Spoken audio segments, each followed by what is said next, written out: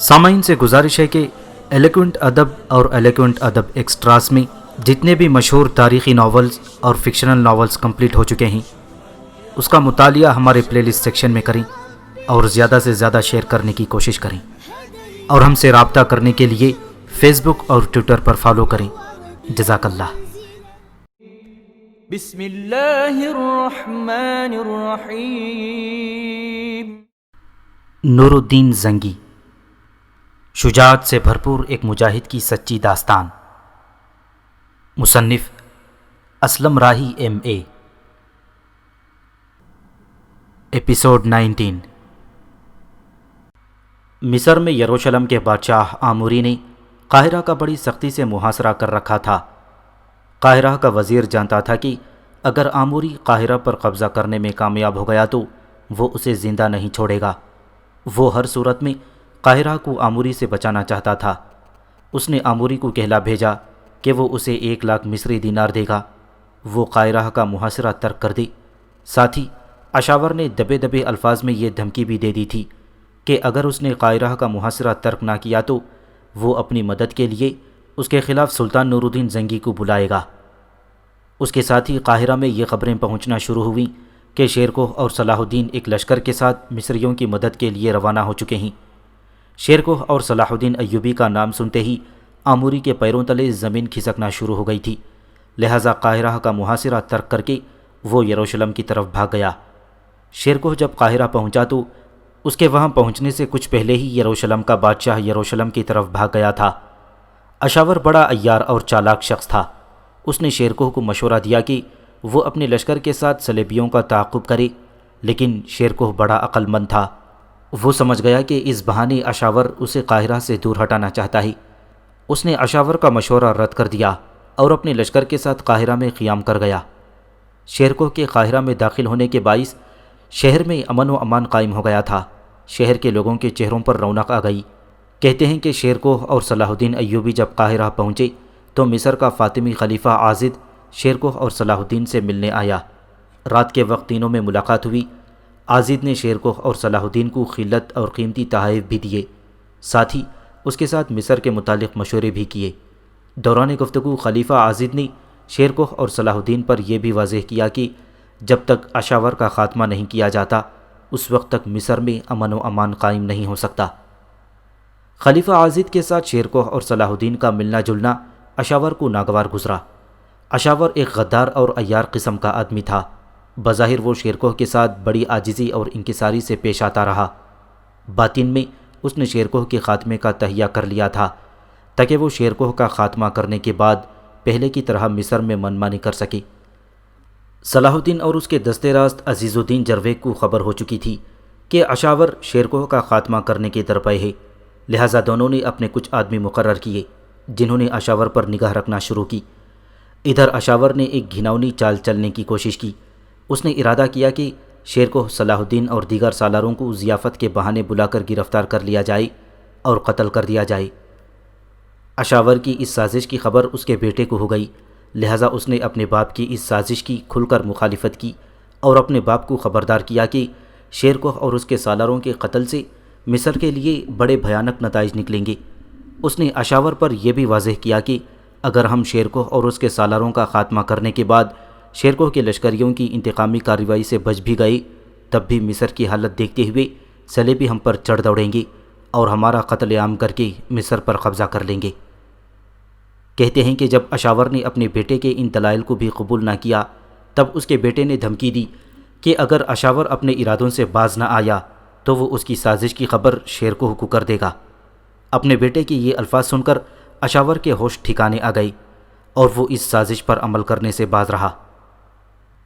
یہ ساری خبریں وہ مخبر جو اشاور کے پیچھے لگے ہوئے تھے صلاح الدین اور عزیز الدین جرویک تک پہنچا رہے تھے، لیکن اشاور کی چال بازی اور عیاری کی بھی کوئی انتہا نہ تھی۔ وہ ہر صورت میں شیرکوہ کا خاتمہ کرنا چاہتا تھا، لہٰذا ایک روز وہ اپنے مسلح جوانوں کو لے کر اسی ارادے سے نکلا کہ آج ہر صورت میں شیرکوہ کا خاتمہ کر دے گا۔ دوسری جانب صلاح الدین ایوبی اور عزیز الدین جرویک کو بھی ان کے ان ارادوں کی خبر ہو گئی تھی۔ وہ بھی اپنے چند مسلح جوانوں کے ساتھ اس کے پیچھے لگ گئے تھے۔ تیسری جانب خلیفہ عاضد بھی اشاور سے بڑا بیزار تھا۔ وہ بھی جلد از جلد اشاور کا خاتمہ کرنا چاہتا تھا۔ صورتحال یہ تھی کہ اشاور وقت ضائع کیے بغیر شیرکوہ کا خاتمہ کرنا چاہتا تھا، جبکہ خلیفہ عاضد جلد از جلد اشاور کو ٹھکانے لگانا چاہتا تھا۔ شیرکوہ کا خاتمہ کرنے کے لیے جب اپنے مسلح جوانوں کے ساتھ اشاور شیرکوہ کے خیمے میں گیا تو اس نے دیکھا کہ خیمہ خالی تھا۔ پوچھنے پر اسے بتایا گیا کہ شیرکوہ اس وقت امام شافعی کے مزار پر گیا ہوا تھا۔ اشاور نے اسے اچھا موقع جانا اپنے مسلح جوانوں کے ساتھ شیرکوہ کا خاتمہ کرنے کے لیے امام شافعی کے مزار کی طرف ہو لیا۔ صلاح الدین اور عزیز الدین جرویگ بھی اس کے پیچھے پیچھے تھی۔ ایک جگہ انہوں نے اشاور اور اس کے ساتھیوں کو روک لیا۔ صلاح الدین نے ہاتھ بڑھا کر اشاور کو گھسیٹ کر گھوڑے سے نیچے اتار لیا، جبکہ عزیز الدین نے اپنے ساتھیوں کے ساتھ اشاور کے مسلح ساتھیوں کا خاتمہ کرنا شروع کر دیا۔ ان میں سے کچھ مارے گئے اور کچھ بھاگ گئے۔ صلاح الدین اور عزیز الدین اشاور کو پکڑ کر ایک خیمے میں لے گئے۔ پھر انتہائی ہولناکی کا مظاہرہ کرتے ہوئے صلاح الدین نے اسے مخاطب کیا، اشاور، تیرے جیسے غرض کے بندے اور عیاری کے پتلے ہی ضرورت کے وقت خوفناک شام اور ویران گھروں کی تیرگی ماتمی سایہ اور دہکتی آگ ثابت ہوتے ہیں۔ تیرے جیسے لوگ ہی اپنوں کے لیے آشوب زخم، نفرت اور بدی کے دلدل بنتے ہیں۔ تیرے جیسے ہی غیر ذمہ دار لوگ اپنے ہی دیس کی ابا کو چیر چیر کر اس کے بدن کو زخم زخم کرنے پر تل جاتے ہیں۔ اشاور، ہم نے تمہیں بہت برداشت کیا، لیکن تو حقیقت میں ابلیس کی امت کا ایک فرد ثابت ہوا۔ ہر موقع تو نے عالم اسلام کے لیے درد بھری نفرت، دکھ کی لہروں کا بھور، تباہی کا قاصد، ضلالت اور ظلم کا رکھوالا اور جبر اور خون ریزی کا اقرب بننے کی کوشش کی۔ تیرے جیسے لوگ ہی قرن در قرن بدی کی دھول، عہد در عہد موت کی خاک، غسل در غسل بھیانک توارت اور لمحے غضب کی خونخواری ثابت ہوتے ہیں۔ تیرے جیسے فاعل شر و ظلمت کے انتقام کی پیاس کبھی نہیں بجھتی۔ تو نے شیرکوہ کو قتل کرنے کی کوشش کی، جو عالم اسلام کا ایسا سالار ہے جس نے ہمیشہ صلیبیوں کے سامنے دفاع کا بند باندھا، جس نے دشمن کے چڑھتے سیلاب کے سامنے ایک ناقابل تسخیر چٹان بننے کی کوشش کی۔ تو نے اسی چٹان کو گرانے کی کوشش کی۔ اب تو خود ہی سوچ، تیرے جیسے آدمی کا انجام کیا ہونا چاہیے۔ ابھی شیرکوہ آتا ہے تو تیرے ذات کا فیصلہ کرے گا۔ صلاح الدین ایوبی یہیں تک کہنے پایا تھا کہ خاموش ہو گیا، اس لیے کہ عین اسی لمحے خلیفہ عاضد کا قاصد خیمے میں داخل ہوا۔ اس نے صلاح الدین سے اشاور کا سر مانگ لیا تھا۔ دراصل خلیفہ عاضد کو خبر ہو گئی تھی کہ شیرکوہ کو اشاور ختم کرنا چاہتا تھا، اور صلاح الدین اور عزیز الدین نے اسے گرفتار کر کے ایک خیمے میں بند کر دیا ہے، لہٰذا اس کا جلد خاتمہ کرنے کے لیے عاضد نے اپنا آدمی بھیج کر اشاور کا سر مانگ لیا تھا۔ اس موقع پر صلاح الدین نے پس و پیش کی۔ وہ نہیں چاہتا تھا کہ اشاور کا سر کاٹے، لیکن عزیز الدین نے صلاح الدین کی طرف دیکھتے ہوئے کہنا شروع کیا، صلاح الدین میرے بھائی، ایسے لوگ زخمی سانپ ہوتے ہیں، یاد رکھنا زخمی سانپ کو چھوڑنا نہیں چاہیے، ایسے لوگوں کا پھن کچل دینا چاہیے، ایسے لوگ اپنوں کے لیے ہی خطرناک ثابت ہوتے ہیں۔ خلیفہ عاضد نے اس کا سر مانگا ہے تو اس نے صحیح مطالبہ کیا ہے۔ اس شخص کو نہ مصر کی سرزمین پر چلنے کا حق حاصل ہے، نہ اسے زندہ رہنے کا، اس لیے کہ اس نے مسلمانوں کے ساتھ بار بار غداری کی ہے، اور ہر بار اس نے صلیبیوں کے ساتھ مل کر مسلمانوں کو نقصان پہنچانے کی کوشش کی۔ اس کے ساتھ ہی عزیز الدین نے ایک جھٹکے سے اپنی تلوار نکالی اور اشاور کی اس نے گردن کاٹ کر رکھ دی تھی۔ اشاور کا کٹا ہوا سر خلیفہ عاضد کے پاس بھیج دیا گیا۔ اس طرح ایک ننگ ملت اور اپنی مسلم قوم سے بے وفائی کرنے والی شخص کا خاتمہ ہوا، جو لگ بھگ عمر کے 7 برس لوگوں کی قسمت سے کھیلتا رہا۔ اشاور کے قتل کے بعد مصر کے خلیفہ عاضد نے شیرکوہ کو وزیر مقرر کیا اور اسے امیر جیوش کا خطاب دیا۔ وزارت کا قلمدان سنبھالتے ہی شیرکوہ نے اپنے لشکریوں کے روزینے میں اضافہ کر دیا۔ مصر کے اندر اس نے مکمل طور پر امن و امان قائم کر دیا۔ کسی کو اب صلیبیوں کے ساتھ مل کر سازش کرنے کی ضرورت نہ ہوتی تھی، لیکن شیرکوہ کو زیادہ عرصہ اس عہدے پر رہنا نصیب نہ ہوا۔ وہ صرف 2 ماہ اس عہدے پر رہنے کے بعد وہ اپنے خالق حقیقی سے جا ملا۔ شیرکوہ ایک عہد ساز سالار تھا۔ اس نے جہاں سلطان نور الدین زنگی کے سالار کی حیثیت سے کام کیا تھا، وہاں اس کے باپ سلطان عماد الدین زنگی کے ساتھ بھی ایک نہایت قابل اعتماد اور وفادار سالار کی حیثیت سے کام کیا تھا۔ کہتے ہیں کہ سلطان نور الدین زنگی کو جب شیرکوہ کے مرنے کی خبر پہنچی تو وہ بے اختیار رو دیا اور کئی دن تک افسردہ اور غمزدہ رہا۔ شیرکوہ کے مرنے کے بعد وزارت کا قلمدان صلاح الدین ایوبی کو سونپا گیا۔ وزارت صلاح الدین کو سونپتے وقت مصر کے خلیفہ عاضد نے صلاح الدین کو چند انتہائی قیمتی اور بے شمار تحائف پیش کیے۔ ان میں ایک شمشیر جواہرات بھری تھی۔ مورخین لکھتے ہیں کہ اس تلوار کی قیمت لگ بھگ 5000 دینار تھی۔ ایک سونے کے کام کا عمامہ تھا جس کے کناروں پر موتیوں کی جھار لگی ہوئی تھی۔ اس طرح کا ایک قیمتی جبہ تھا اور ایک جواہرات کا ہار پیش کیا جس کی قیمت 10,000 دینار بتائی جاتی ہے۔ زرد رنگ کا ایک انتہائی قیمتی گھوڑا سامان آرائش بھی صلاح الدین کو دیا گیا۔ اس کے علاوہ اعلیٰ نسل کے کئی گھوڑے بھی خلیفہ عاضد نے وزارت اور قلمدان سنبھالنے پر صلاح الدین ایوبی کو پیش کیے تھے۔ مصر میں صلاح الدین ایوبی کی کارگزاری پر سلطان نور الدین زنگی بے حد خوش ہوا۔ صلاح الدین کا باپ نجم الدین اور بڑا بھائی شمس الدین اب تک سلطان کے پاس ہی قیام کیے ہوئے تھے۔ مصر میں جب صلاح الدین ایوبی وزیر بنا تو صلاح الدین کے بڑے بھائی شمس الدین نے سلطان نور الدین زنگی سے مصر جانے کی التماس کی۔ اس موقع پر سلطان نور الدین زنگی نے توران شاہ کو مخاطب کرتے ہوئے اس خدشے کا اظہار کیا: توران شاہ، تم صلاح الدین ایوبی کے بڑے بھائی ہو اور صلاح الدین مصر میں میرا نائب ہے۔ اس کے پاس پہنچ کر تم یہی خیال کر لوگے کہ صلاح الدین تمہارا چھوٹا بھائی ہے اور وہ وہی ہے جو ہر وقت نور الدین کی خدمت میں کھڑا رہتا تھا۔ اس لیے چھوٹا بھائی ہونے کے سبب وہاں پہنچ کر مجھے خدشہ ہے کہ تم اس کا ادب اور لحاظ نہیں کرو گے، اس لیے کہ اب وہ ادب اور احترام کے لائق ہے کہ اب وہ مصر میں میرا نائب اور مصر کی حکومت میں وزیر ہے۔ توران شاہ نے جب سلطان نور الدین زنگی کو یقین دلایا کہ وہ صلاح الدین کو چھوٹا بھائی نہیں بلکہ اسے اپنا سردار سمجھے گا اور اس کے احکام سے انحراف نہیں کرے گا، اور چونکہ وہ مصر میں آپ کا نائب ہے لہٰذا عمر میں بڑا ہونے کے باوجود اس کا پورا ادب و لحاظ کروں گا۔ کہتے ہیں توران شاہ کے اس جواب سے سلطان نور الدین زنگی مطمئن ہو گیا اور اسے صلاح الدین کے پاس جانے کی اجازت دے دی۔ تاہم اس موقع پر صلاح الدین کے باپ نجم الدین ایوب نے سلطان نور الدین زنگی کے پاس ہی قیام کرنے کو ترجیح دی۔ مصر کا وزیر بننے کے ساتھ ہی صلاح الدین ایوبی کے لیے جو مصر میں پہلی مصیبت اٹھی وہ اس کے خلاف سوڈانیوں کی بغاوت تھی۔ کہتے ہیں مصر میں سوڈانی حبشیوں کا بڑا زور تھا اور ان حبشیوں کا ایک سردار تھا جس کا نام موتمن تھا۔ وہ مصر میں قصر خلافت کے سارے انتظامات کا محافظ اعلیٰ تھا۔ چونکہ یہ لوگ براہ راست خلیفہ کے تحت آتے تھے اس لیے ہر وزیر انہیں کسی نہ کسی طریقے سے اپنے قابو میں رکھنے کی کوشش کرتا۔ صلاح الدین جب مصر کا وزیر بنا تو وہ چونکہ ایک بہادر، نڈر اور محب وطن شخص تھا، اس نے ان لوگوں کو کوئی خاص اہمیت نہ دی اور اپنی مرضی کے مطابق انتہائی خلوص کے ساتھ وزارت کا کاروبار چلانے لگا۔ سوڈانیوں کے سردار موتمن کو صلاح الدین کی یہ روش پسند نہ آئی، لہٰذا اس نے درپردہ یروشلم کے بادشاہ کو ایک خط لکھا کہ صلاح الدین کو مصر سے نکالنے میں ہماری مدد کرو۔ یہ خط اتفاق سے صلاح الدین کے ایک مخلص آدمی کے ہاتھ لگ گیا۔ صلاح الدین نے جب خط پڑھا اس نے اس وقت غدار موتمن کو گرفتار کرنے کا حکم دے دیا۔ موتمن کو بھی اس حکم کا پتہ چل گیا، لہٰذا وہ موقع پا کر بھاگ نکلا۔ صلاح الدین نے اپنے وفادار آدمیوں کے ساتھ اس کی تلاش جاری رکھی، یہاں تک کہ اسے ایک نواحی گاؤں سے گرفتار کر کے قتل کر دیا گیا۔ موتمن کے قتل سے سوڈان کے حبشیوں میں بڑی ناراضگی پیدا ہوئی۔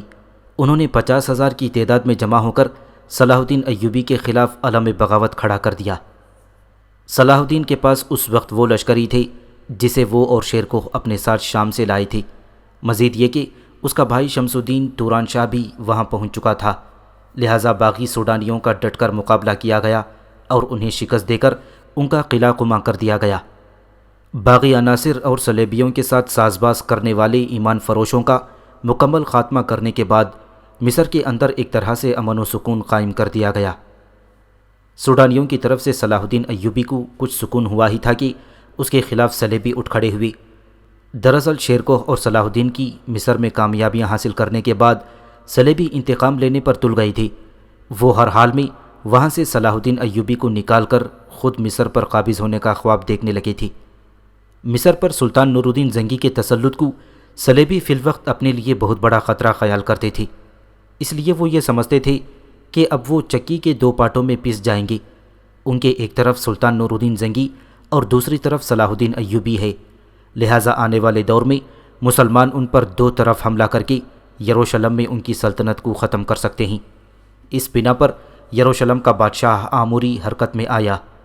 صلاح الدین کو مصر سے نکالنے کے لیے اس نے قسطنطنیہ کے بادشاہ مینوول سے مدد طلب کی۔ مینوول فوراً اس کی مدد کے لیے تیار ہو گیا، اس لیے کہ یروشلم کا بادشاہ آموری اب مینوول کا داماد تھا۔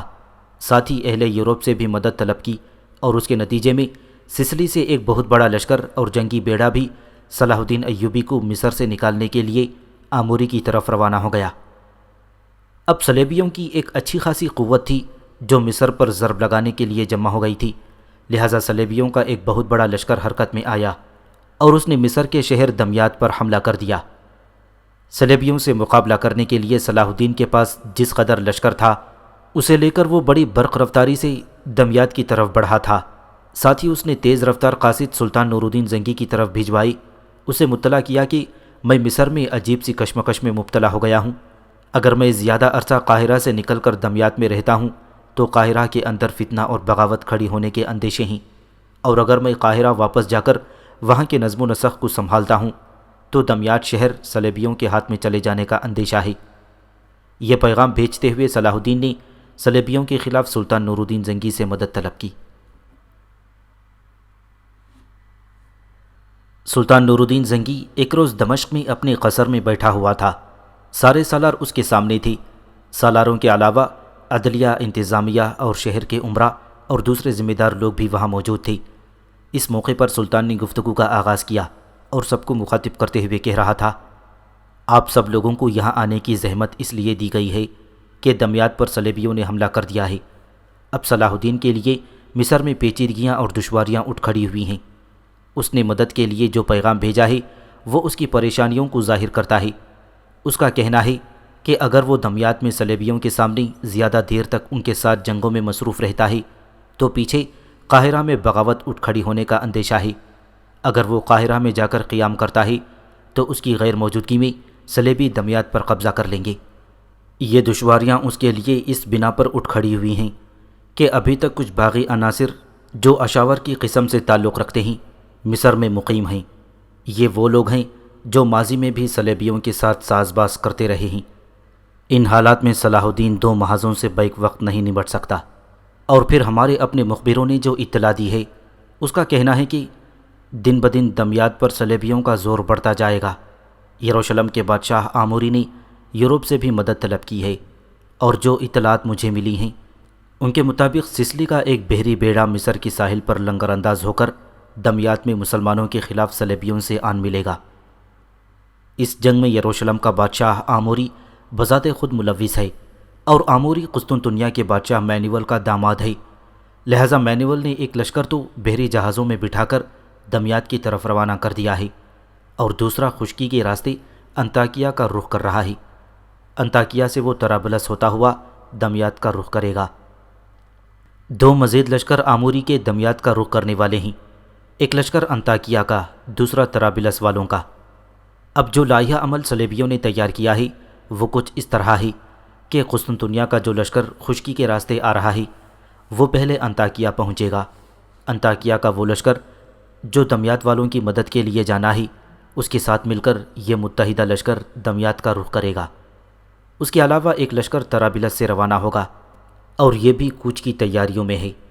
اب ایک طرح سے ہمارے سامنے تین محاذ ہیں۔ سب سے پہلے فی الفور ایک لشکر کو دمیات کا رخ کرنا ہوگا تاکہ صلاح الدین پر دشمن کا دباؤ کسی طرح کم ہو۔ جو لشکر یہاں سے جائے گا وہ صلیبیوں کے خلاف ایک نیا محاذ کھولے گا جس کی بنا پر ان کی قوت تقسیم ہوگی اور صلاح الدین پر دباؤ کم ہو جائے گا۔ ایک لشکر یہاں سے بڑی تیز اور برق رفتاری کے ساتھ اس لشکر کا رخ کرے گا جس نے طرابلس سے روانہ ہو کر ضرب لگانی ہے کہ وہ دمیات پہنچ ہی نہ سکے۔ تیسری مہم سب سے بڑی ہے، اس لیے کہ یہ لشکر بھی بڑا ہے۔ یہ قسطنطنیہ اور انطاکیہ والوں کا ایک جرار اور بڑا لشکر ہوگا جو متحد ہو کر دمیات کا رخ کرے گا، اور اس لشکر سے ہم نے اس وقت نمٹنا ہے جب یہ انطاکیہ سے نکل کر اپنی منزل کی طرف روانہ ہوگا۔ میرے عزیزوں، تم لوگوں کے آنے سے پہلے میں مجددین کے ساتھ تفصیل کے ساتھ گفتگو کر چکا ہوں۔ جو لائحہ عمل ہم نے طے کیا ہے وہ کچھ اس طرح ہوگا۔ ابھی تھوڑی دیر تک ایک لشکر صلاح الدین کی مدد کے لیے دمیات کی طرف روانہ ہوگا۔ اس لشکر کو میں اپنے چھوٹے بھائی سالار قطب الدین کی سرکردگی میں روانہ کر رہا ہوں۔ لشکر کا وہ حصہ جو طرابلس کا رخ کرے گا اس کی کمانداری خطلخ کرے گا، اور خطلق کے نائب کے طور پر نجم الدین اس کے ساتھ ہوگا۔ اب جو قسطنطنیہ اور انطاکیہ والوں کا متحدہ لشکر ہے اس کی طرف مجددین جائے گا۔ مجددین کے نائب کے طور پر اس کے ساتھ اسامہ بن مرشد ہوگا، جبکہ فخر الدین مسعود اور شمس الدین دونوں یہاں میرے پاس رہیں گے، اس لیے کہ اگر خدا نہ کرے کوئی اور مہم نکلتی ہے تو میں اس کے لیے فخر الدین اور شمس الدین کو نامزد کر سکتا ہوں، نہیں تو میں خود ان دونوں کے ساتھ روانہ ہو سکتا ہوں۔ سلطان نے جو لائحہ عمل تیار کیا تھا اس کے متعلق سلطان نے سب سے رائے لی۔ سب نے سلطان کی اس تجویز سے اتفاق کیا۔ پھر سلطان اپنی جگہ سے اٹھ کھڑا ہوا، اس کے ساتھی وہاں جس قدر لوگ بیٹھے ہوئے تھے کھڑے ہو گئے۔ پھر سلطان نے مستقر کا رخ کیا تھا۔ سب سے پہلے چھوٹے سالار قطب الدین کو ایک لشکر مہیا کیا گیا اور وہ بڑی تیزی سے صلاح الدین ایوبی کی مدد کے لیے دمیات کی طرف روانہ ہو گیا تھا۔ ایک دوسرا لشکر خطلق اور نجم الدین لے کر طرابلس کا رخ کر گئی تھی، جبکہ مجددین اور اسامہ بن مرشد ایک لشکر کے ساتھ قسطنطنیہ اور انطاکیہ کے متحدہ لشکر پر ضرب لگانے کے لیے کوچ کر گئی تھی۔ ہر لشکر کے لیے سلطان نے اطلاع پہنچانے والے اور مخبر بھی روانہ کر دیے تھے۔ ساتھ ہی خطلق اور نجم الدین کو خصوصیت کے ساتھ یہ تاکید کی گئی تھی کہ طرابلس کے لشکر سے نمٹنے کے بعد اگر وہ اس کے خلاف کامیاب ہو جاتے ہیں تو جہاں وہ طرابلس کے لشکر کو شکست دیتے ہیں وہاں رک کر مجددین کا انتظار کریں اور پھر مجددین کے ساتھ وہ دمیات کا رخ کریں۔ اس طرح سارے لشکر اپنی اپنی منزل کی طرف روانہ ہوئے تھے۔ سب سے پہلے خطلق اور نجم الدین نے اپنے کام کی ابتدا کی۔ انہوں نے طرابلس سے روانہ ہونے والے صلیبی لشکر کو راستے میں جا لیا اور اس کی راہ روک کر کھڑے ہو گئے۔ طرابلس کے لشکر کو بھی خبر ہو گئی تھی کہ سلطان نور الدین زنگی کا ایک لشکر ان سے ٹکرانے کے لیے ان کی طرف پیش قدمی کر رہا ہے، لہٰذا جو ہی خطلق اور نجم الدین ان کے سامنے آئے وہ شیطانیت اور نحوست کے کھلاڑی آتش جبر کی پھیلتی تاریکیوں، ابلیس کے خونخوار امنگوں اور نقش باطل کو عیاں کرتی شدید عداوتوں کی طرح ان پر حملہ آور ہو گئے تھے۔ ان کے سامنے آتے ہی نجم الدین اور خطلق نے اپنی صفوں کو درست کر لیا تھا۔ بڑی جاں بازی کا مظاہرہ کرتے ہوئے انہوں نے طرابلس کے لشکر کو روکا تھا۔ پھر تکبیریں بلند کرتے ہوئے انہوں نے اپنے کام کی ابتدا کی اور وہ طرابلس کے لشکر پر ہر طرف سے وحشت، خوف اور قضا کی آگ بھڑکاتی، اعصابی خوف طاری کر دینے والے قہر کی خونخواری، پستی اور فرازی پر فخر اور سرفرازی پر قہر شدید اور جنونی جبلت کو وقت کے سپنے نابود کر دینے کے لیے سنسناتی پرشور ہواؤں کی طرح حملہ آور ہو گئی تھی۔ خطلق اور نجم الدین نے اپنی پوری مہارت طاقت کے ساتھ حملہ کیا تھا۔ وہ جانتے تھے کہ دمیات کی مہم ان کی منتظر ہے۔ انہیں یہ بھی خدشہ تھا کہ کہیں ان سے پہلے نمٹ کر مجددین ان کے پاس نہ پہنچ جائے، لہٰذا لمحوں کے اندر انہوں نے طرابلس کے لشکر کی حالت غیر کر دی تھی۔ طرابلس کا لشکر تھوڑی دیر ہی ان کے سامنے ڈٹا رہا، اسے بدترین شکست ہوئی۔ دور تک خطلق اور نجم الدین نے ان کا تعاقب کیا، ان کی تعداد اس قدر کر دی کہ آئندہ وہ صلیبیوں کی مدد کے لیے دمیات کا رخ نہ کریں۔ پھر جس جگہ وہ طرابلس کے لشکر سے ٹکرائی تھی اس جگہ لوٹے اور طرابلس کے لشکری جو اپنی ہر چیز چھوڑ کر بھاگے تھے ان پر انہوں نے قبضہ کر لیا اور وہیں وہ ایک طرح سے پڑاؤ کر کے مجددین کا انتظار کرنے لگے تھے۔ دوسری جانب جو مجددین کے لیے کام کر رہی تھی انہوں نے مجددین اور اسامہ بن مرشد کو اطلاع کر دی تھی کہ قسطنطنیہ اور انطاکیہ کا متحدہ لشکر بھی دمیات کے رخ پر کوچ کر چکا ہے اور جس قدر لشکر مجددین کے پاس ہے اس کی تعداد اس سے کسی بھی صورت میں 4 گنا سے زیادہ کم نہ ہوگی۔ جس وقت مجددین کو یہ اطلاع دی گئی اس نے اپنے لشکر کو روک دیا اور اپنے پہلو میں گھوڑے پر سوار اسامہ بن مرشد کی طرف دیکھا اور اسے مخاطب کر کے کہنے لگا، ابن مرشد، میرے عزیز بھائی، دیکھ تیرے میرے امتحان کا وقت ہے۔ خداوند قدوس نے چاہا تو اپنے سے 4 گنا دشمن کے لشکر کو ہم الٹ پلٹ کر رکھ دیں گے۔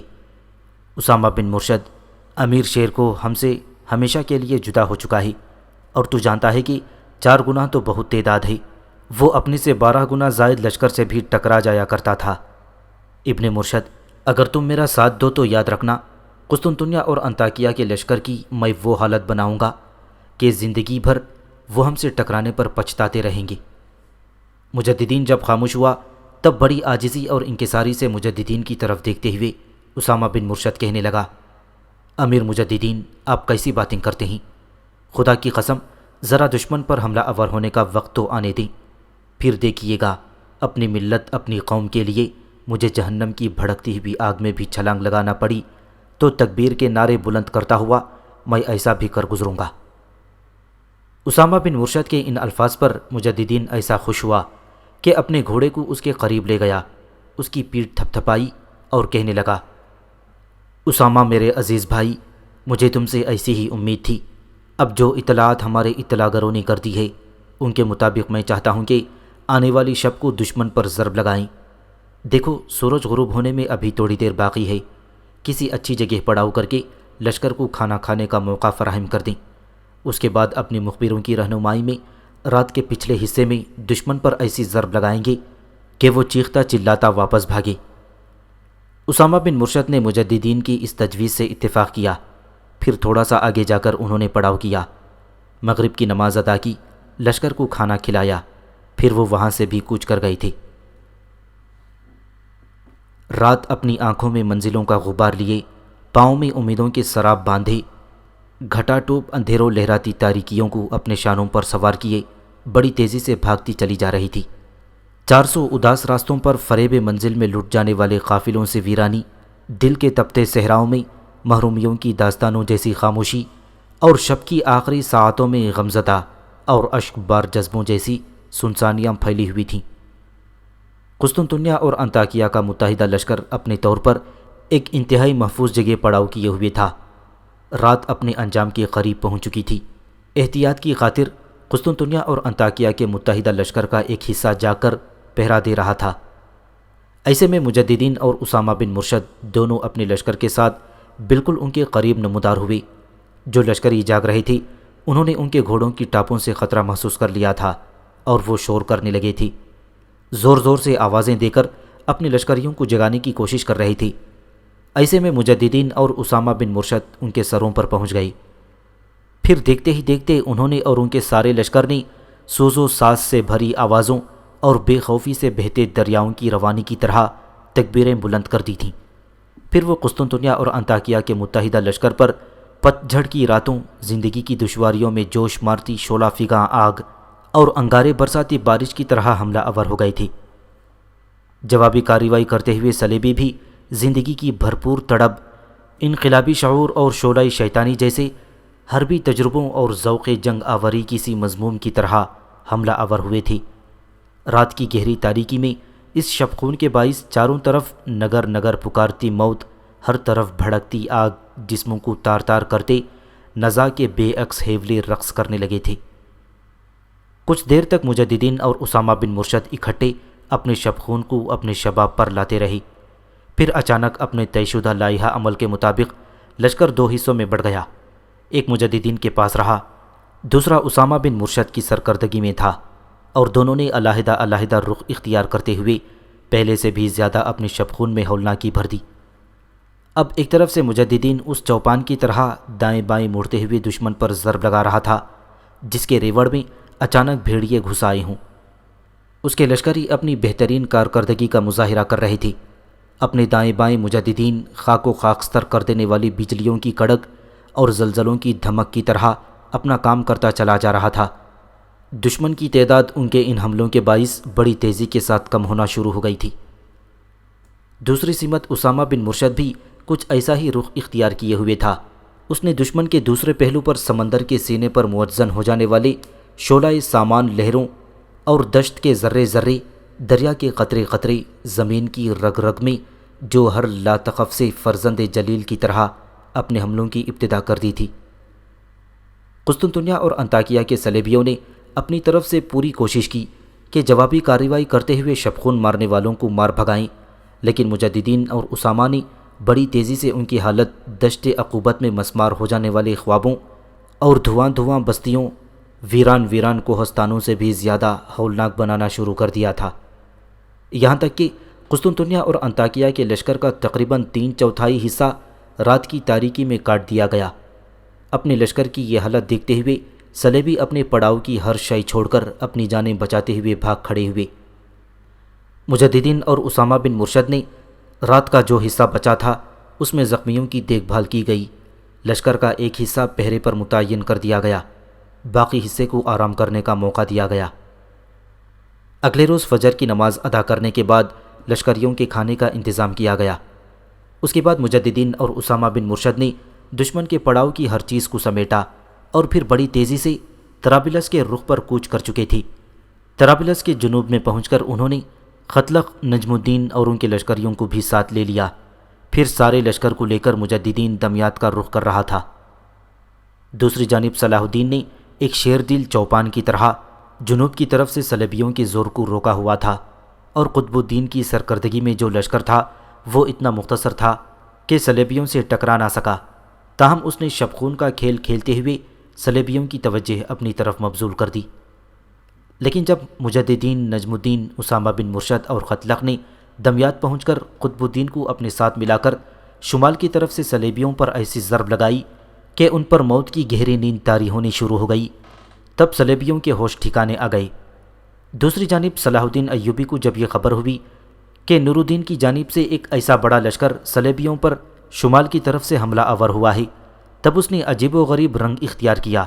صلیبیوں پر ایسے خوفناک، ایسے جان لیوا حملوں کی ابتدا کی کہ ان حملوں کے متعلق مشہور عیسائی مورخ آرچر لکھتا ہے، صلاح الدین کی مستعدی اور جنگی مہارت کی بدولت محصورین کے بجائے محاصرین کو اپنی زندگی کی فکر لاحق ہو گئی تھی۔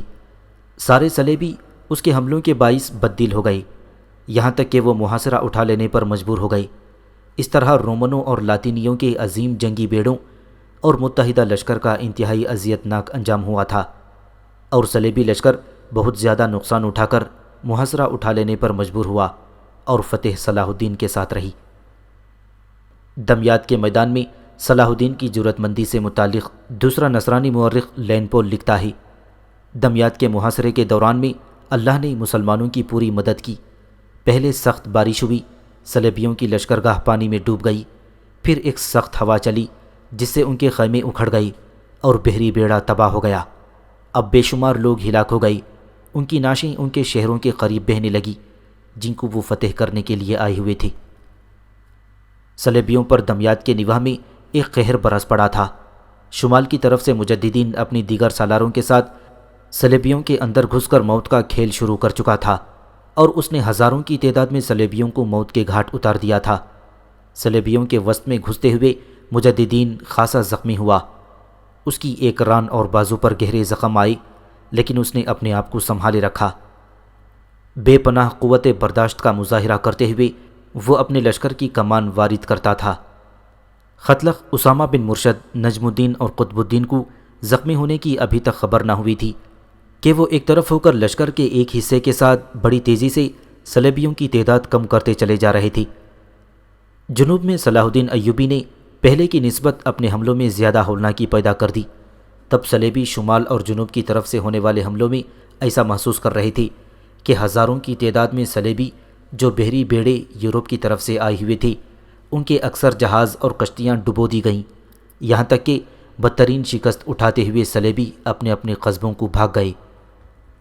صلاح الدین کو چونکہ قاہرہ کی فکر تھی، اسے خدشہ تھا کہ اس کی غیر موجودگی میں قاہرہ میں بغاوت نہ اٹھ کھڑی ہو، لہٰذا جب صلیبی میدان جنگ سے بھاگ گئے تو وہ پلٹا اور بڑی تیزی سے قاہرہ کی طرف چلا گیا۔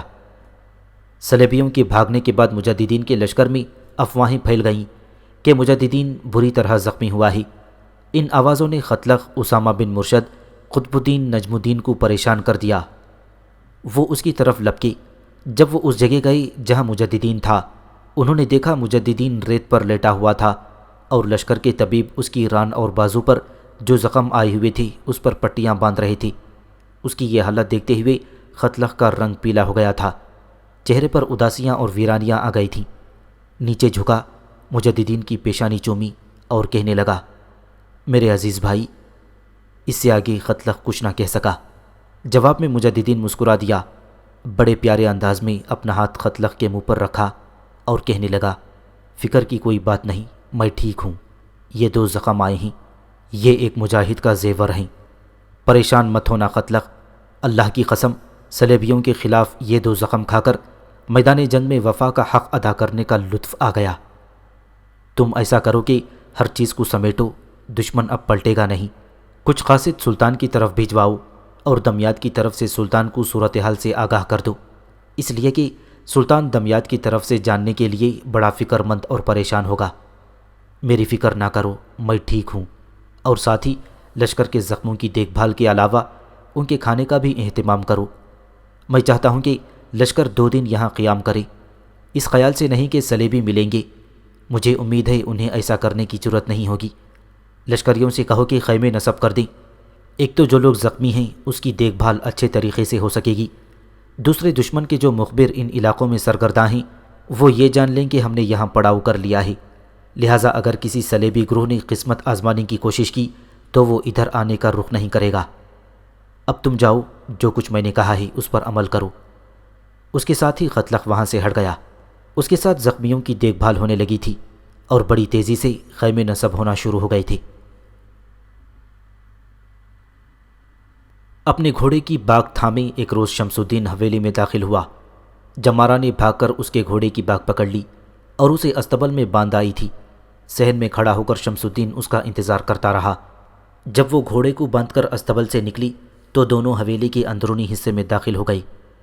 نشستگاہ میں اس وقت سب لوگ بیٹھے ہوئے تھے۔ جمارہ کے ساتھ شمس الدین بھی وہاں جا کر بیٹھ گیا۔ کچھ دیر خاموشی رہی، پھر عبیدہ کی طرف دیکھتے ہوئے شمس الدین کہنے لگا، ماں، آپ لوگوں سے ایک خبر کہنا چاہتا ہوں، لیکن میری آپ لوگوں سے ایک شرط ہے۔ آپ لوگ… اس سے آگے شمس الدین کچھ نہ کہہ سکا۔ عبیدہ نے اس کی بات کاٹ دی۔ بیٹے، کہو تم کیا کہنا چاہتے ہو؟ یہ بھی کہو کہ جو کچھ تم کہنا چاہتے ہو کیا یہ میرے بیٹے مجددین سے متعلق ہے؟ دیکھو، میں تمہارے چہرے کو پڑھ رہی ہوں۔ میں نے بہت لوگوں کو ایک عرصہ جنگوں میں حصہ لیتے دیکھا ہے، اور جو تاثر تمہارے چہرے پر ہیں وہ پہلے نہ تھی۔ بیٹے، کہو تم کیا کہنا چاہتے ہو؟ میں ایک نہیں 3 مجاہدوں کی ماں ہوں، اور سب سے بڑھ کر ایک مجاہد کی بیوی ہوں۔ میں ہر بری سے بری خبر سننے کے لیے تیار ہوں۔ عبیدہ کے ان الفاظ پر مرزینہ اور مشل کانپ اٹھیں۔ چہرے دونوں کے پیلے ہو گئے تھے۔ مشل تو زیادہ لرزنے کانپنے لگی تھی، رو دینے والی ہو گئی تھی، تاہم مرزینہ کسی قدر اپنے آپ کو سنبھالتے ہوئے حواس میں تھی۔ شمس الدین ان دونوں کی بدلتی ہوئی حالت کو بڑے غور سے دیکھ رہا تھا، پھر ماں کی طرف دیکھتے ہوئے کہنے لگا، ماں، میں نے یہ کہنا ہے کہ پہلے ان دونوں کی حالت دیکھیں کیا ہو رہی ہے۔ مشل تو رونے والی ہو گئی ہے، اگر میں نے کچھ کہہ دیا تو یہ بے ہوش ہو کر گر پڑے گی، اور مرسینہ کی حالت بھی اس سے کچھ مختلف نہیں ہے۔ میں کوئی اتنی بڑی بات تو نہیں کہنے والا، بس میں کہنا چاہتا ہوں کہ جنگ کے دوران بھائی زخمی ہوئے تھے۔ یہ الفاظ سنتے ہی مشل بیچاری آنکھیں بند کیے نشست سے ٹیک لگا گئی تھی، جیسے وہ بے سدھ سی ہو گئی ہو۔ مرسینہ فوراً حرکت میں آئی، اس کا سر اپنے کندھے پر رکھا، اس کا گال تھپ تھپایا، پھر کہنے لگی، مشل، اپنے آپ کو سنبھالو، امیر زخمی ہوئے ہیں۔ سنو، تم ایک مجاہد کی بیوی ہو، اور… مرسینہ کو رک جانا پڑا، اس لیے کہ شمس الدین بول پڑا، میری عزیز بہنوں، بھائی کے زخمی ہونے کی خبر مجھے کئی دن پہلے مل چکی تھی، اس لیے کہ بھائی کی طرف سے دمیات میں فتح کی خبر لے کر جو مخبر آیا تھا اس نے بھائی کے زخمی ہونے کی بھی اطلاع دی تھی، لیکن میں نے احتیاطاً بھائی کے زخمی ہونے کا ذکر نہیں کیا تھا۔ اب بھائی اپنے لشکر کے ساتھ واپس آ گئے ہیں، وہ مستقر میں ہیں، میں ان سے مل چکا ہوں، قتلق انہیں اپنے ساتھ لے کر آئے گا۔ وہ پہلے زیادہ تکلیف میں تھے، اب خود چل پھر سکتے ہیں، ان کی ران اور بازو پر زخم ہیں۔ مشل رونے لگی تھی، مرسینہ اس کو سنبھال رہی تھی۔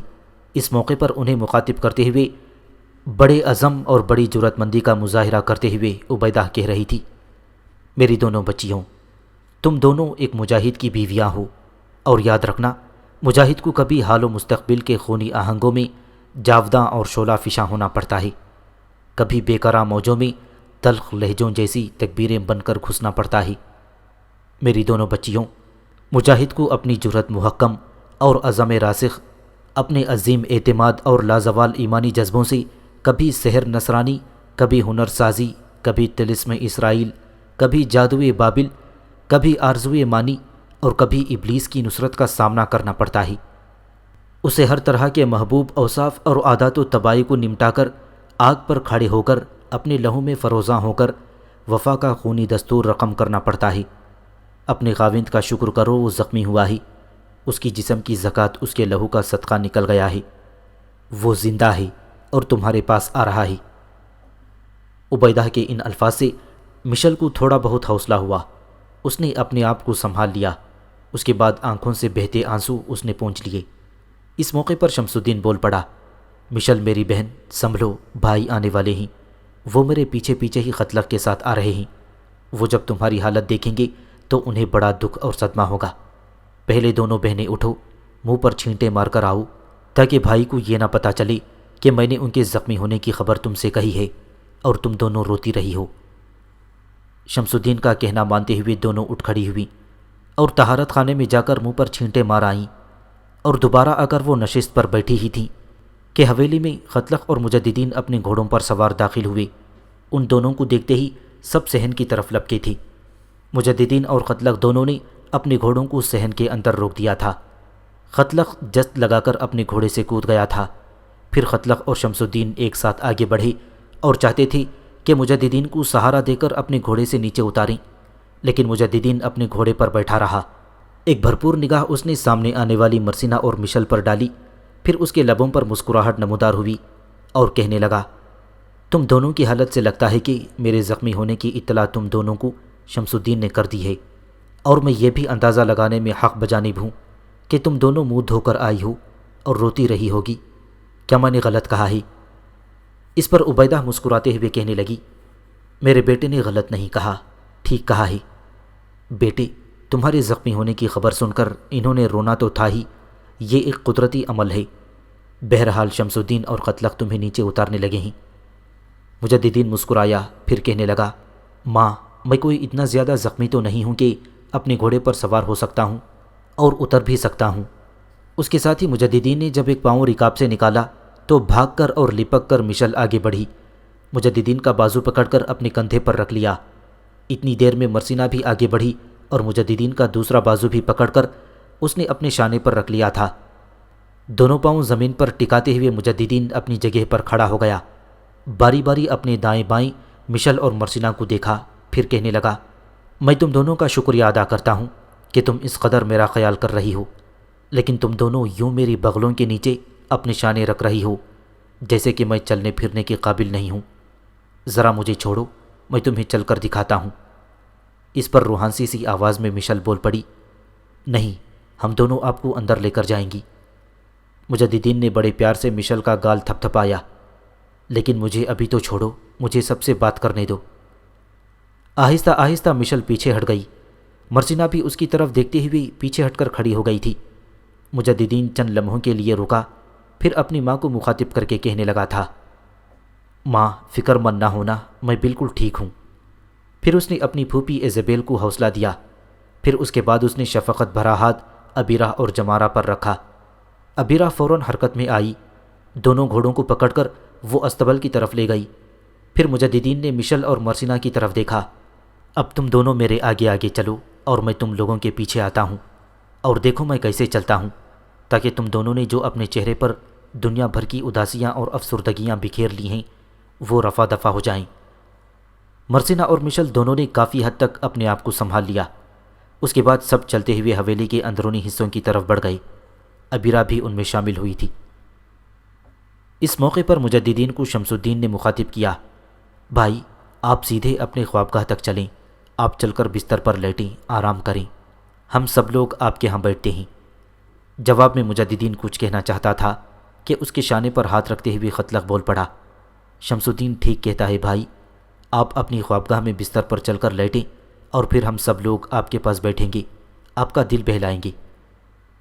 مجددین مسکرا دیا، سیدھا اپنی خوابگاہ کی طرف گیا، اور جب وہ مسحری کے قریب گیا تو سب سے پہلے مشل حرکت میں آئی، فوراً آگے بڑھی، مجددین کی تلوار اور خنجر والی پیٹی ایک طرف رکھ دی، پھر اس کے سر سے عمامہ اور نیچے پہنچی خود اتاری، اس کے سر پر ہاتھ پھیرنے لگی۔ اتنی دیر تک مجددین مسحری پر بیٹھ گیا، ایک دم مشل نیچے جھکی اور اس کے جوتے اتارنے لگی۔ مجددین نے اپنا پاؤں کھینچ لیا، مشل، یہ کیا کرتی ہو؟ میں اپنے جوتے اتار سکتا ہوں۔ مشل نے بڑی دکھ بھری اور افسردہ نگاہ مجددین پر ڈالی اور کہنے لگی، نہیں، میں خود آپ کے جوتے اتاروں گی۔ ساتھ ہی اس نے مجددین کی پنڈلی پکڑ کر اس کا پاؤں نیچے کر لیا تھا۔ اتنی دیر تک دوسرا جوتا مرسینہ اتارنے لگی تھی۔ جب وہ جوتے اتار چکیں تب مجددین کہنے لگا، اگر تم دونوں اس طرح میری خدمت کرتی رہو تو یاد رکھنا تم مجھے چلتے پھرتے معذور بنا دو گی۔ مجددین کے ان الفاظ پر عبیدہ ڈانٹ دینے والے انداز میں کہنے لگی، بیٹے ایسے الفاظ نہیں کہتے۔ اس کے ساتھ ہی مجددین لیٹ گیا۔ مشل نے آگے بڑھ کر اس پر ایک سوتی چادر اڑا دی۔ پھر مرسینہ نے مجددین کو مخاطب کیا، آپ کو یقیناً بھوک لگی ہوگی۔ مجددین مسکرا دیا، پھر کہنے لگا، بھوک تو مجھے لگی ہے، پہلے سب مل کر کھانا تیار کرو۔ اس پر شمس الدین، عبیدہ، زہران، ایزابیل تو وہاں بیٹھ کر باتیں کرنے لگے، جبکہ مرسینہ، مشل، عبیرہ اور جمارہ چاروں مطبخ کی طرف چلی گئی تھیں۔ ان کے جانے کے بعد عبیدہ نے مجددین کو مخاطب کرتے ہوئے کہنا شروع کیا، بیٹے کیا سلطان کو تمہارے زخمی ہونے کی اطلاع ہے؟ مجددین کے بجائے خطلق بول پڑا، ماں جس وقت بھائی اور میں مستقر میں پہنچے تو سلطان شمس الدین اور فخر الدین اور دیگر سالار اور عمرہ کے ساتھ مستقر میں پہلے سے موجود تھے۔ بھائی کی طرف سے جو قاصد دمیات کی فتح کی خبر لے کر آیا تھا، اسی وقت اس نے سلطان کو بھائی کے زخمی ہونے کی اطلاع بھی کر دی تھی۔ اسی لیے بھائی کے مستقر پہنچنے پر سلطان وہاں موجود تھے۔ سلطان نے وہیں مستقر میں 2 بہترین طبیبوں کے ذمے بھائی کی دیکھ بھال اور مرہم پٹی کے فرائض سونپے تھے۔ اب وہ طبیب صبح شام آ کر بھائی کے زخموں کی دیکھ بھال بھی کیا کریں گے۔ خطلق کی اس گفتگو سے سارے مطمئن ہو گئے تھے۔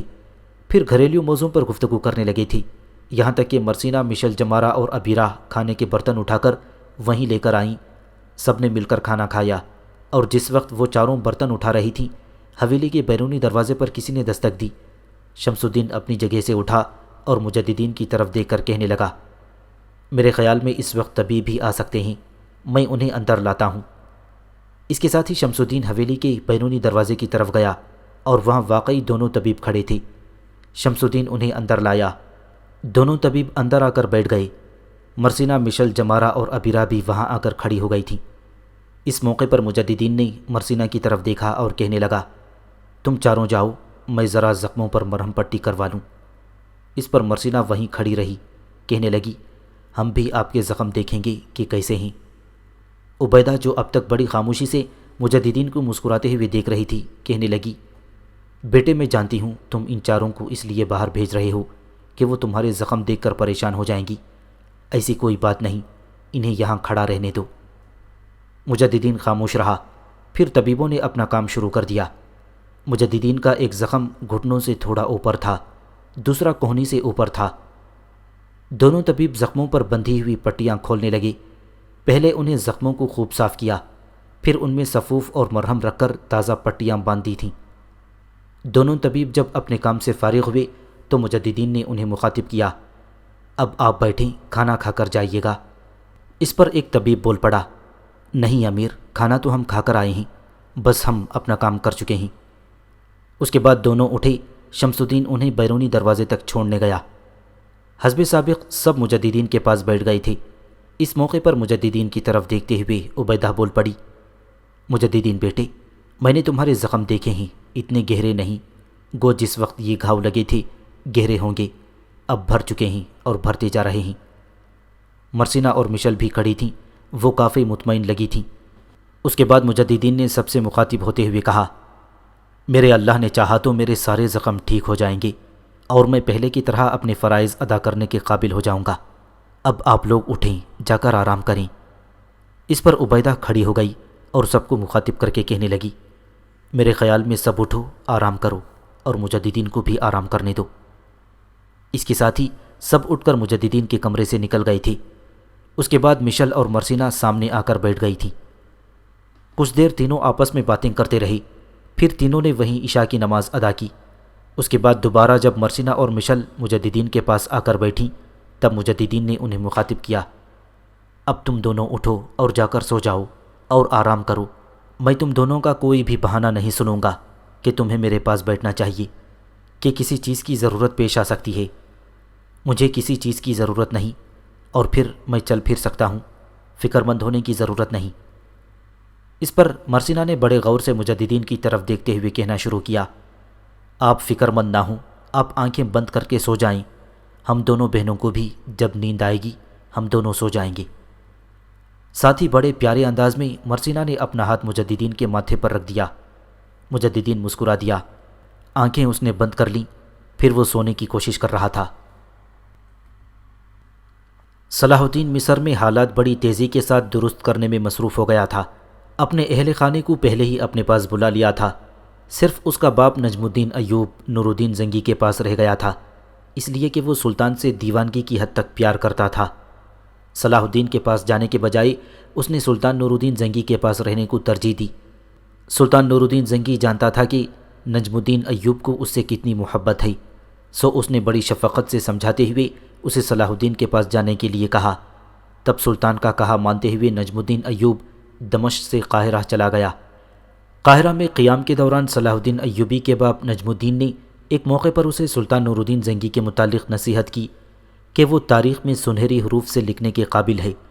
اپنے بیٹے صلاح الدین کو مخاطب کرتے ہوئے صلاح الدین کے ماموں شہاب الدین کی موجودگی میں کہا تھا، اے میرے فرزند، نور الدین ہمارا سلطان بہت بہادر ہے، ہم اس کے ادنا غلام ہیں، ہماری کیا مجال کہ ہم اپنے آقا کا سامنا یا مقابلہ کرنے کا تصور بھی اپنے ذہن میں لا سکیں۔ اے فرزند، میں تیرا باپ ہوں اور یہ سامنے تیرا ماموں کھڑا ہے، تو جانتا ہے کہ ہم تیرے خیر خواہ، تیرے ہمدرد ہیں، لیکن یہ بات بھی خوب اچھی طرح جان لینا کہ کبھی سلطان کے احکامات کی حکم عدولی نہ کرنا۔ جب کبھی بھی ہم اور تم سلطان کو دیکھیں تو میرا اپنا فیصلہ یہ ہے کہ خدا کی قسم میں سلطان کے پیروں پر گر پڑوں، اس لیے کہ عالم اسلام پر اس کے ایسے احسانات ہیں جنہیں فراموش نہیں کیا جا سکتا۔ بیٹے، سلطان نور الدین زنگی کا میرا دل میں وہ مقام، وہ عزت، وہ احترام ہے کہ اگر کسی موقع پر تو اس کی مخالفت کرے اور وہ ہم سے تیرا سر مانگے تو خدا کی قسم اس کے حکم کی تعمیل میں تیرا سر کاٹ کر دے دوں گا۔ ہمارا حال یہ ہے تو پھر تو کسی دوسرے پر کیا بھروسہ کر سکتا ہے؟ میرے فرزند، ان سرزمینوں کی حکومت تجھے نور الدین زنگی نے عطا کی ہے، اگر وہ تجھے معزول کرنا چاہے تو کبھی لشکر کشی کا ارادہ نہ کرنا۔ وہ ایک حکم دے تو فوراً مصر کی حکومت چھوڑ کر اس کی خدمت میں چلے جانا۔ وہ ہم سب کا سلطان ہے اور ہم سب اس کے خدمتگار ہیں۔ صلاح الدین ایوبی نے اپنے باپ کی وصیت پر عمل کیا، بیکار نہیں بیٹھا۔ جب کبھی بھی صلیبیوں نے پر نکالنے کی کوشش کی تو وہ ان پر برق بن کر گرا اور اسلامی مملکت کی سرحدوں سے انہیں بھاگ جانے پر مجبور کر دیا۔ صلیبی اب بھی مصر پر نظریں جمائے ہوئے تھے۔ وہ کہا کرتے تھے کہ یروشلم کی سلطنت چیری ہوئی لکڑی کی طرح پھنس گئی ہے، یعنی کہ ان کے ایک طرف اب صلاح الدین ایوبی ہے اور دوسری طرف نور الدین زنگی، لہٰذا وہ اپنی پوری کوشش میں تھے کہ اگر نور الدین پر ضرب نہ لگا سکے تو کم از کم مصر ان سے چھین لیں تاکہ یروشلم کی سلطنت چکی کے دو پارٹوں میں پسنے سے بچ جائے۔ اسی بنا پر وہ وقت بے وقت کسی وجہ کے بغیر مسلمانوں کے خلاف جنگ کی ابتدا کر دیتے تھے۔ صلاح الدین ایوبی نے بڑی تیزی سے مصر کے حالات کو اپنی گرفت میں لے لیا۔ اس دوران صلیبیوں نے اسقلان اور رملہ کے قریب سر اٹھایا اور وہاں بڑے لشکر جمع کر لیے۔ صلاح الدین بڑی برق رفتاری سے ان کے سر پر جا پہنچا۔ اسقلان اور رملہ کے قریب دونوں مقامات پر اس نے صلیبیوں کو بدترین شکست دی اور انہیں بھاگنے پر مجبور کر دیا۔ پھر وہ بحر احمر کے شمالی سرے سے خلیج عقبہ کے پاس ایلا کے نامور اور مشہور قلعے پر جا حملہ آور ہوا۔ یہ بہت اہم قلعہ تھا اور صلیبی اس قلعے کو مرکز بنا کر حجاز کی سرزمین کو للچائی نظروں سے دیکھتے تھے۔ صلاح الدین اس زوردار انداز میں صلیبیوں کے اس قدر اہم اور مضبوط قلعے پر حملہ آور ہوا کہ قلعہ ان سے چھین کر ان کے سارے منصوبوں کو خاک میں ملا دیا تھا، اور ایلا کو فتح کرنے کے بعد کئی دیگر مقامات پر بھی اس نے صلیبیوں کو شکست دے کر بھاگ جانے پر مجبور کر دیا۔ اسی سال صلاح الدین نے سکندریہ اور قاہرہ کے شہر پناہوں کی مرمت کر لی اور وہاں کے باشندوں کی بھرتی کی۔ اس دوران خلیفہ عاضد وفات پا گیا۔ اب سلطان نور الدین زنگی کے ایک عامل کی حیثیت سے مصر پر صلاح الدین کا کامل اختیار ہو گیا تھا۔ انہی دنوں سلطان نور الدین زنگی کے لیے ایک حادثہ اور المیہ اٹھ کھڑا ہوا تھا۔ موصل میں سلطان نور الدین کا بھائی قطب الدین فوت ہو گیا۔ مسلمانوں کی نصرانیوں کے حق میں رواداری کا یہ عالم تھا کہ قطب الدین کا وزیر عبد المسیحی نام کا ایک عیسائی تھا۔ قطب الدین کی وفات کے بعد عبد المسیحی نے ایک چال چلی۔ قطب الدین کی بیوہ کے ساتھ ساز باز کر کے اس نے قطب الدین کے بڑے بیٹے عماد الدین زنگی کو نظر انداز کر دیا اور چھوٹے بیٹے سیف الدین کو موصل کا والی مقرر کر کے حکومت کا سارا کاروبار اس نے اپنے ہاتھ لے لیا۔ عبد المسیحی کوئی اچھا انسان نہیں تھا، اور پھر عموماً مسلمانوں کے ساتھ اس کا سلوک بھی روا نہیں تھا، اور اس کی کچھ شکایتیں بھی سلطان نور الدین زنگی کو پہنچتی رہی تھیں۔ قطب الدین کا بڑا بیٹا عماد الدین اس وقت موصل سے باہر تھا، لہٰذا عبد المسیحی کو سازش کرنے کا موقع مل گیا اور سیف الدین کو والی بنا کر اس کا سرپرست ہو بیٹھا۔ اس صورتحال سے بڑے بیٹے عماد الدین کو بڑا دکھ ہوا اور وہ سلطان نور الدین زنگی کی خدمت میں حاضر ہوا، ناانصافی کی شکایت کی اور ساتھ ہی عبد المسیحی کی مسلمانوں کے خلاف رویے کی بھی شکایت کی۔ سلطان پہلے ہی عبد المسیحی کے خلاف شکایت سنتا آ رہا تھا۔ عماد الدین زنگی کا بیان سن کر وہ عبد المسیحی کے خلاف اور بھڑک اٹھا، لہٰذا ایک مختصر سے لشکر کو لے کر وہ چلا تاکہ عبد المسیحی کی سرکوبی کی جا سکے۔ یکم محرم کو سلطان نے قلعہ جابر کی طرف سے پہلے دریائے فرات کو عبور کر کے رقہ شہر کا رخ کیا۔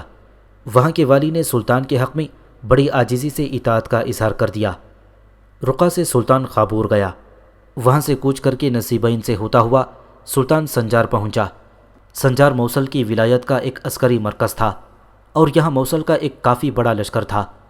سلطان نے شہر کو چاروں طرف سے گھیر لیا اور منجنیقیں نصب کر دیں اور شہر کے اندر عبد المسیحی کے محصور لشکر پر شدید دباؤ ڈالنا شروع کر دیا تھا۔ سلطان کے سخت محاصرے اور تیز حملوں کے باعث سنجار میں محصور لشکر زیادہ دیر تک سلطان کا مقابلہ نہ کر سکا۔ انہوں نے اطاعت قبول کر لی، شہر سلطان کے حوالے کر دیا گیا۔ سلطان نے اپنے بھائی قطب الدین کے بڑے بیٹے عماد الدین کو سنجار کی حکومت سونپی اور خود دریائے دجلہ کو عبور کر کے موصل کا رخ کیا۔ عبد المسیحی کو خبر ہوئی کہ انتہائی غضبناکی کی حالت میں سلطان نور الدین زنگی اس کا رخ کر رہا ہے، تو اس کے پاؤں تلے سے زمین نکل گئی۔ اس نے ایک ایلچی سلطان کی خدمت میں روانہ کیا اور یہ عرض داشت پیش کی کہ میں تو سلطان کا ایک ادنا غلام ہوں اور سلطان کے مقابل آنے کا تصور بھی نہیں کر سکتا، لہٰذا سلطان موصل آئیں تو اس میں اس کی خوشی ہوگی۔ سلطان موصل شہر میں داخل ہوا۔ سیف الدین نے بڑی عاجزی سے سلطان نور الدین زنگی کا استقبال کیا اور قدم بوسی کی۔ سلطان نے اسے گلے لگا لیا اور ساتھ ہی اسے موصل کی ولایت سے فارغ کر دیا۔ اس موقع پر عبد المسیحی نے گزارش کی کہ اسے وہیں رہنے دیا جائے، لیکن سلطان نے اس کی یہ درخواست قبول کرنے سے انکار کر دیا۔ موصل کے بجائے اسے شام میں آباد کر دیا گیا۔ موصل میں داخل ہونے کے بعد سلطان نور الدین زنگی نے چند روز تک وہاں قیام کیا اور وہاں ایک جامع مسجد کی بنیاد رکھی جس کا نام جامع نوری رکھا گیا۔ موصل کے حالات کو اپنے حق میں کرنے کے بعد سلطان اپنے لشکر کے ساتھ واپس دمشق کی طرف کوچ کر گیا۔